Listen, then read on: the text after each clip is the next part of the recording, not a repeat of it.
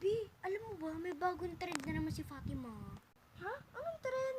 Yung Latina makeup daw, trending ngayon daw sa TikTok. TikTok na yan?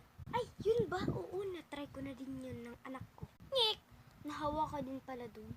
Lo, grabe ka naman. O siya, tara SM. I don't have so many money. Ikaw na lang, B.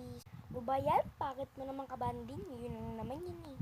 Wala pa nga akong pera, wala pa nga akong sako. Sige, sa isang araw na lang. Sige, B, see you tomorrow na naman. 10 years later.